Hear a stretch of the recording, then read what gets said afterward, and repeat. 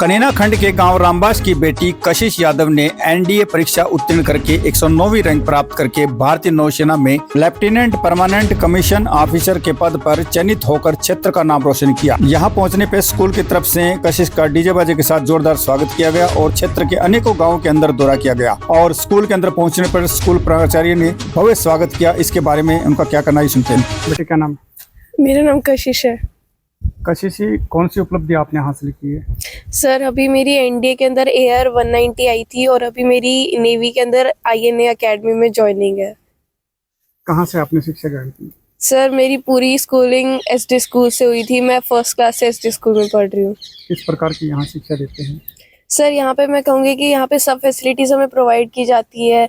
Labs वगैरह से लेके स्पोर्ट्स की, एक्स्ट्रा करिकुलर की, हर चीज़ की फैसिलिटी हमें मिल रही है, जिस वजह से इतने अच्छी अपॉर्चुनिटी मेरे को मिली। जो तैयारियां की आपने इस स्कूल के अकॉर्डिंग की या इसके अलावा कोई कोचिंग वगैरह दिया? नहीं सर, बाहर से कभी कुछ नहीं लिया। जेई की भी यहीं से की थी, एनडीए की भी यहीं से की है। तो आपको कौन सा स्ट्रीम मिला है? सर मैं पीसीएम से हूँ, नॉन मेडिकल। नॉन मेडिकल से अभी वो जो नेवल में जा रही हो? हाँ सर उधर तो एग्जीक्यूटिव ब्रांच ही है। अच्छा, तो आपकी ये 5वीं पीढ़ी है इसमें? हाँ सर। और महिलाओं की पहली पीढ़ी है? हाँ सर। तो इसका श्रेय किसको देना चाहोगे आप? सर पहले तो मेरे पेरेंट्स को देना चाहूंगी, क्योंकि मेरी फैमिली का जितना सपोर्ट रहा उतना किसी का नहीं था। फिर उसके बाद में पूरा सपोर्ट स्कूल और एलडब्ल्यूएस टीम का है, क्योंकि उन्होंने भी उतना ही एफर्ट किया, क्योंकि घर से तो एक वो एनवायरनमेंट मिल जाता है, बाकी आगे का प्रोसेस वो सारा उनको ही करना होता है। सबसे ज्यादा श्रेय तो आपको अपने आप को देना चाहिए, क्योंकि आपने इतने ज्यादा एफर्ट किए हैं। सर खुद का भी है, बट अगर पेरेंट्स से, स्कूल से, टीचर से वो गाइडेंस नहीं मिलती तो इतना अच्छा नहीं हो पाता। कितने घंटे स्टडी करते थे आप? सर वही 5 से 6 घंटे। देखो, आप ग्रामीण परिवेश से संबंध रखती हैं वैसे, तो कैसा लग रहा है आपको? जैसे सर बहुत अच्छा लग रहा है। मतलब गांव में भी सब बच्चों के लिए एक वो आइडियल वो हो गया कि ऐसे कुछ हुआ है विलेज में, मतलब इंस्पिरेशन ही मिलेगा सब लोगों को। और ऐसा नहीं है कि गांव में है तो कुछ ज़्यादा अच्छा कर नहीं सकते, हमारे पास भी फैसिलिटीज़ होती है तो हम भी उतना ही अच्छा कर रहे हैं। शहरी क्षेत्र के बच्चे और ग्रामीण क्षेत्र के बच्चों में क्या डिफरेंस है? सर शहर में कुछ मतलब फैसिलिटीज ज़्यादा होती है, मतलब वो एक जगह हमें प्रोवाइड हो जाती है। गांव में ऐसा होता है कि थोड़ा दूर दूर होता है, थोड़ा डिस्टेंस होता है, इसलिए थोड़ी दिक्कत आती है। बट आजकल जैसे अपना एसडी स्कूल ही है, अब यहाँ पे सारी फैसिलिटीज़ एक जगह ही मिल रही है, कहीं बाहर जाने की ज़रूरत नहीं है। तो ऐसे होता है, अब गाँव भी बहुत ज़्यादा डेवलप कर रहे हैं, कुछ डिफरेंस रह नहीं गया इतना। बट ये है कि जो गाँव वाले बच्चे होते हैं उनका फिजिकल भी और उनके मैनरिज्म भी, ये आई वुड से कि ज़्यादा होते हैं एज कम्पेयर टू जो शहर वाले बच्चे हैं। देखिए, आज़ादी से पहले महिलाओं को पढ़ने का भी अधिकार नहीं था, तो इसका श्रेय जैसे सावित्रीबाई फुले ने वे शिक्षा की अलग जगह पहली महिला शिक्षिका बताई जाती है, वो तो क्या कहेंगे उनके बारे में? कुछ जानकारी है आपको? सर मैं तो यही कहूँगी कि उन्हीं की आज देन है कि आज हम सबको इतनी अच्छी एजुकेशन मिल पा रही है, क्योंकि अगर वो उस टाइम पे नहीं करते, इतना सब रिवोल्यूशन वगैरह, वो इतनी सारी लड़ाई वगैरह नहीं करते, तो उस टाइम पे कुछ हो ही नहीं पाता। वो तो बस उन्होंने किया ताकि आगे की जनरेशन और बेटर हो सके। अब हम भी अपनी तरफ से वही करेंगे कि आगे की जनरेशन को बेटर अपॉर्चुनिटीज मिल सके। कुछ जो हमारे धार्मिक ग्रंथ हैं उनमें तो महिलाओं को भी कुछ इस तरह की बातें होती थी, क्या कहेंगे इस बारे में? सर ये तो गलत चीज़ है, क्योंकि आज के टाइम पे ऐसा तो कुछ नहीं है। अगर मैन को जितने अपॉर्चुनिटीज मिल रही है, लड़कों को जितनी मिल रही है, उतनी फीमेल्स को भी मिलनी चाहिए, गर्ल्स को भी मिलनी चाहिए। क्योंकि हर एरिया में देख लो, आप स्पोर्ट्स में देख लो, एजुकेशन में देख लो, पॉलिटिक्स में देख लो, कहीं भी देख लो, लड़कियां हर जगह आगे है। बेटा, लड़के और लड़कियों के अंदर डिफरेंस क्या है कि आए दिन लड़के पीछे पिछड़ते जा रहे हैं, इसका क्या कारण है? ऐसा तो कुछ नहीं है, बट वो है कि अब लड़कियों को ज़्यादा अपॉर्चुनिटीज़ मिलने लगी, इसलिए लड़कियों के बारे में ज़्यादा हो रहा है कि लड़कियों ने ये कर दिया, वो कर दिया। पहले लड़कियों के पास इतनी अपॉर्चुनिटीज़ नहीं थी, लड़के भी वही कर रहे हैं जो उनको करना चाहिए, जो मतलब जिसको जो करना है वो कर ही रहा है। अब बाकी लोग क्या सोचते हैं, लोगों का परसेप्शन क्या है, वो तो बनता ही जा रहा है। बट स्टिल वही है कि लड़कियों को बहुत ज़्यादा चांस मिल रहा है। मैं तो ये कहूँगी कि तुम्हें जहाँ पे अपॉर्चुनिटी मिल रही है तुम वहाँ पे अप्लाई करो, वहाँ पे अपना बेस्ट करो और तुम वहाँ पे हो जाओगे सिलेक्ट। शिक्षा के अलावा बेटी को किस चीज़ का विशेष ध्यान रखना चाहिए कि उनके परिवार का मतलब कि मान और सम्मान बना रहे? सर ऐसा नहीं है कि सिर्फ पढ़ाई से ही सब कुछ मिल जाता है। एक लड़कियों का रहता है कि थोड़ी वो फिजिकली स्ट्रांग नहीं होती, वो सोचते हैं कि इतना ज़रूरत नहीं है फिजिकल का ये सब। तो बट ये है कि खुद की हेल्थ है, खुद की बॉडी है आपकी, तो आप जितना फिजिकली स्ट्रांग होगे उतना आपके लिए अच्छा होगा। तो वही ये पढ़ाई के अलावा भी हर चीज़ के अंदर पार्टिसिपेशन होना चाहिए। बहुत सारी एक्स्ट्रा करिकुलर एक्टिविटीज़ है, कुछ भी आप ट्राई कर सकते हो, आपकी स्किल डेवलप होगी, आपकी पर्सनैलिटी डेवलप होगी। जो लड़कियां हैं उन्हें क्या संदेश देना चाहेंगे? जो आपकी उम्र की बेटियां हैं, क्या संदेश देना चाहेंगे? मैं यही कहूँगी कि बस अभी यही टाइम है अपनी पूरा बेस्ट देने के लिए, अपनी पूरी मेहनत को दिखाने के लिए। तो बस अपना बेस्ट दो, बस करते रहो और हो जाएगा इनमें। नाम है आपका? राजबाला। आप कितने पढ़े लिखे हैं? सर मैं MA BA अच्छा, तो बेटी भी आपने अच्छी तरह से सीखी। कितने बच्चे आपके पास? 2 हैं, एक बेटा है और एक बेटी। क्या कर रहा है बेटा? बेटा अभी 9th में स्टडी कर रहा है SD स्कूल में। जी, तो आपका कितना सहयोग रहता था आपकी बेटी के साथ? सर देखो बेटी नाइट में 1 और 2 o'clock नाइट तो स्टडी करती थी, तो मैं स्कूल के बाद में रात में जब तक बेटी पढ़ती थी तब तक उसके साथ रहती थी। इसके अलावा एक माँ बेटी का एक बहुत अच्छा रिश्ता होता है, जी लेकिन सर। कहीं ना कहीं किसी बात को लेके माँ बेटियों में कहीं दरारें भी हो जाती है। यस तो इस सर। प्रकार का आपके परिवार में कौन सी ऐसी आदत है जो आपकी बेटी के अंदर जो आपको अच्छी नहीं लगती? नहीं सर, ऐसी तो अभी तक कोई ऐसी हैबिट है नहीं इसको जिसकी वजह से हम परेशान हो। अभी तक तो जैसा हम कहते हैं उसको फॉलो कर लेती है। जो पेरेंट्स हैं दूसरे बच्चे के, उन्हें क्या कहना चाहेंगे आप?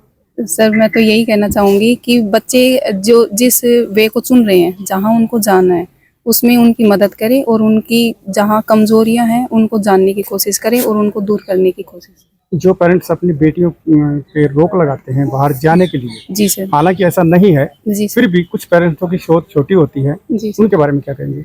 सर देखो मैं तो ये कहती हूँ कि जब हम लड़कों को बाहर भेज सकते हैं तो लड़कियों को क्यों नहीं भेज सकते। हालांकि मानती हूँ कुछ ऐसे सर्कमस्टेंसेस हो जाती हैं बाहर जिनकी वजह से पेरेंट्स में थोड़ा सा ही हो जाता है कि भाई लड़की को नहीं भेज सकते, लेकिन हमें अगर हम डर कर या फिर वैसे ही वो करके रहेंगे तो हम कभी भी लड़कियों को आगे नहीं ले जा सकते। तो मैं तो यही कहना चाहूँगी कि चाहे लड़का हो चाहे लड़की, हमें दोनों को ही बराबर का मौका देना चाहिए। मेरा नाम पूर्ण सिंह है, vice principal SD school Kakrada.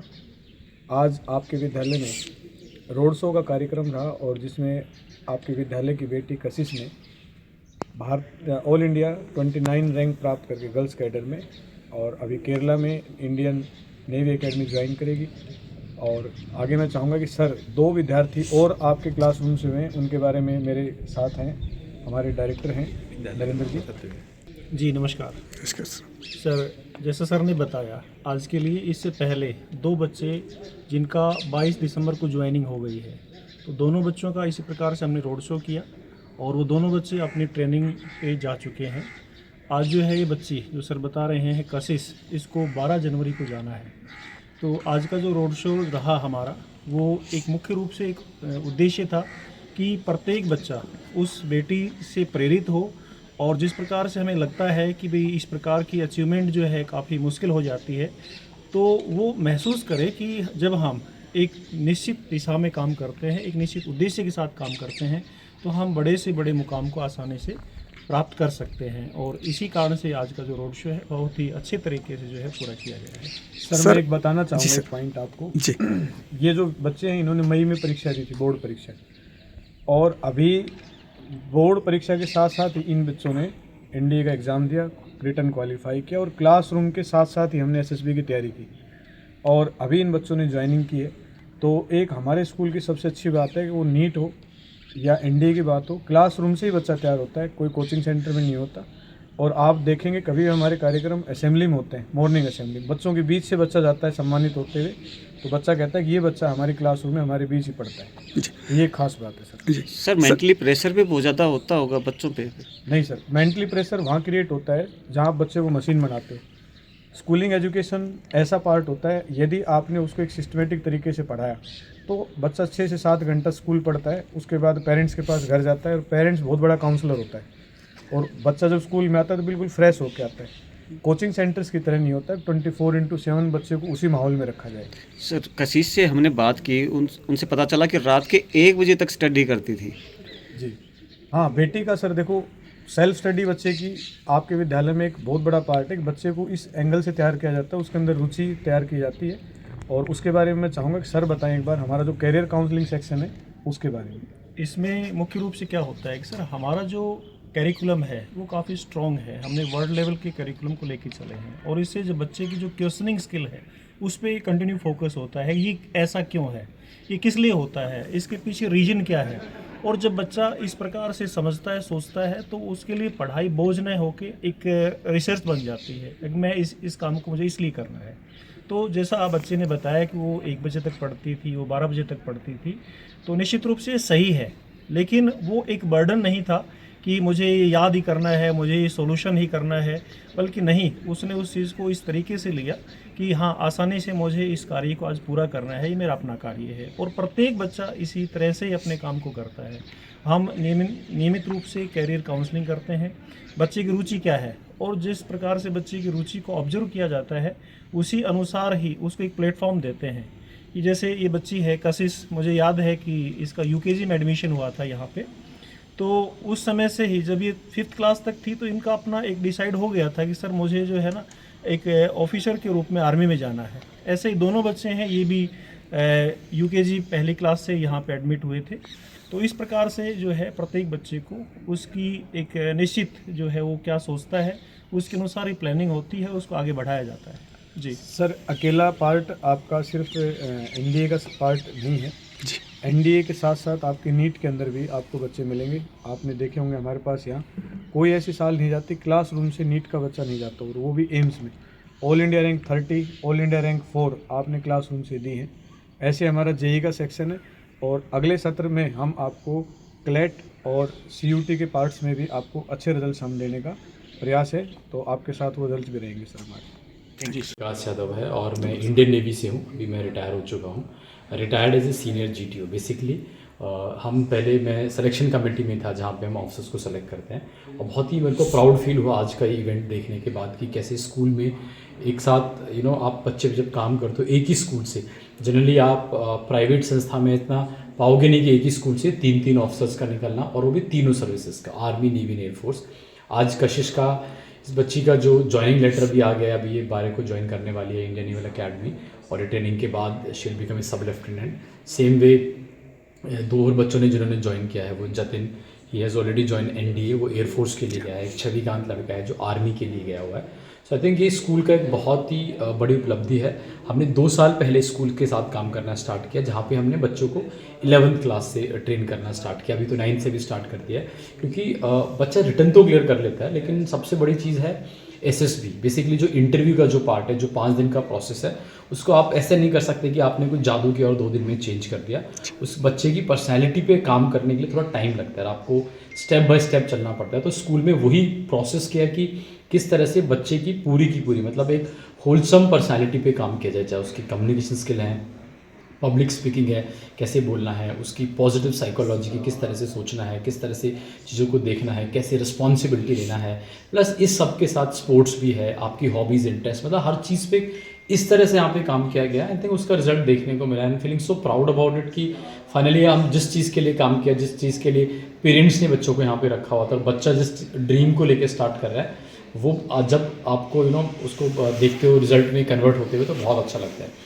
So I'm feeling very proud that school is able to give those 3 recommendation, and school along with LWS, हमारी संस्था का नाम LWS है, Learn with Sumit, अगर आप चेक करोगे।